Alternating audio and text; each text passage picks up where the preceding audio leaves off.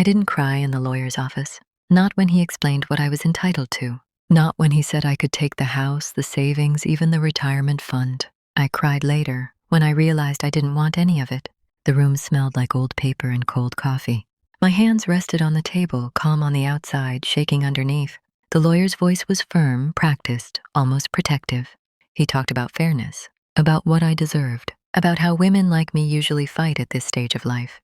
But I wasn't there to fight. I had spent years holding on to something that slowly emptied me, smiling at family dinners, keeping the peace, telling myself that quiet was better than conflict. And somewhere along the way, I stopped recognizing the woman in the mirror. When the lawyer paused and looked at me, waiting for anger or tears, I surprised him and myself. "I want him to have everything," I said.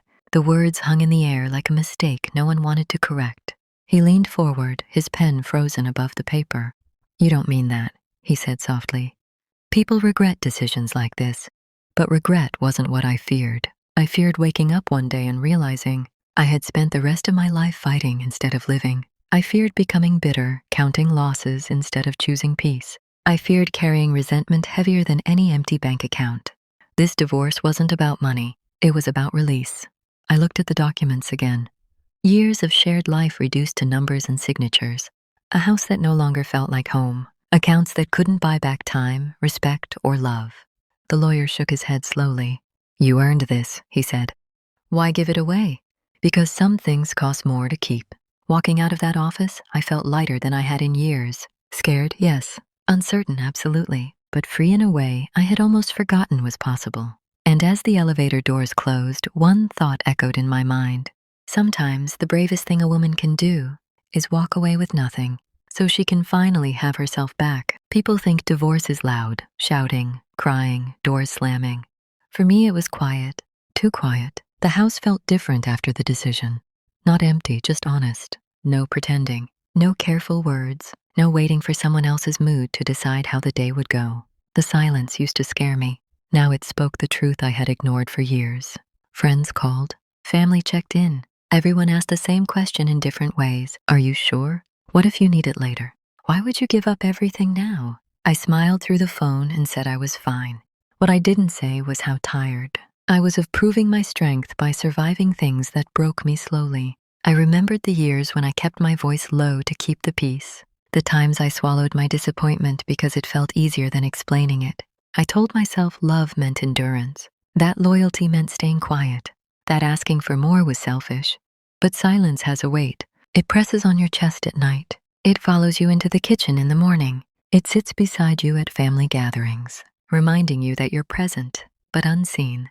There were moments I questioned myself, late nights when doubt crept in, when I wondered if I had made a mistake, when fear whispered that I had traded security for uncertainty. But then I remembered how it felt to live in a house where I couldn't breathe freely. I remembered how loneliness can exist even when someone is sleeping right beside you. This wasn't a sudden decision. It was the result of years of choosing others over myself, years of telling my heart to wait, years of hoping things would change without ever changing them. Letting go didn't make me weak. It made me honest.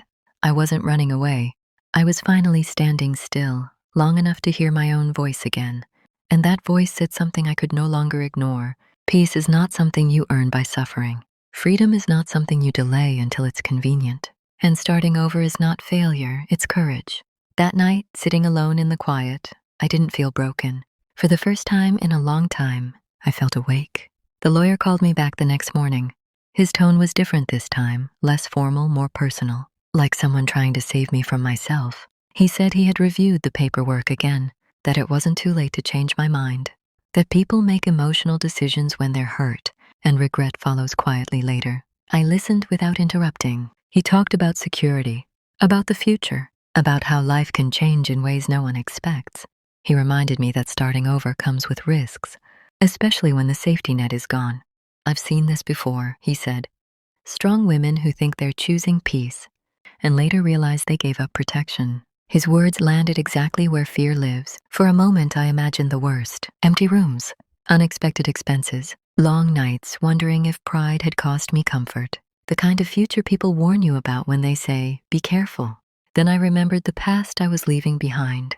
A life where protection existed on paper, but not in reality. where security meant staying small, where comfort came at the cost of my voice. I asked the lawyer a question he wasn't expecting. Have you ever stayed somewhere that slowly erased you? There was silence on the line. He sighed. That's not the same thing, he said gently. But it was, because this decision wasn't about money. It was about identity, about choosing who I would be for the rest of my life. I thanked him for caring. I thanked him for trying to protect me. And then I told him I was ready to sign. He hesitated. I just don't want you to look back and wish you had listened.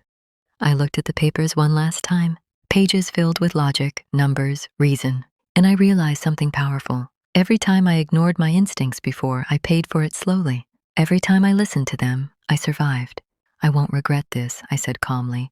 I'll regret staying the person I was. The line went quiet again.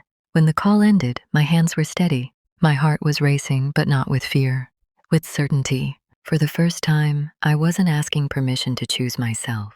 And that made all the difference. The papers were signed quietly. No celebration, no dramatic goodbye, just a pen moving across the page and a chapter closing without applause. I expected to feel panic, or at least sadness. Instead, I felt still, the kind of stillness that comes after a long storm. When the air finally settles, and you realize how tense your body had been all along. Walking out of the building, the world looked the same. Cars passed, people talked. Life continued, unaware that mine had shifted completely, and yet everything felt different inside me. I had nothing to prove now, no role to maintain, no expectations to meet, no silence to protect someone else's comfort. At first, freedom felt unfamiliar, almost uncomfortable. There were moments I reached for old habits, explaining myself, justifying my choices, apologizing for taking up space. Then I remembered I didn't owe anyone an explanation anymore. The nights grew quieter but lighter. Mornings felt slower, kinder. I began noticing small things again. The warmth of sunlight through a window. The comfort of making decisions without fear of conflict. The peace of not waiting for permission. I wasn't suddenly fearless. I still had worries. I still had questions about the future, but they no longer controlled me. I started rebuilding, not a life that looked impressive, but one that felt honest. I chose calm over chaos, truth over familiarity, myself over comfort. People said I was brave. I didn't feel brave. I felt free. Letting go didn't erase my past. It honored it. Every sacrifice, every quiet moment, every version of myself that survived long enough to reach this point. And here's what no one tells you. Sometimes walking away with less gives you more than you ever imagined. More clarity, more peace, more self-respect. I didn't lose everything in that divorce. I found myself, and this time, I'm not giving her up for anyone.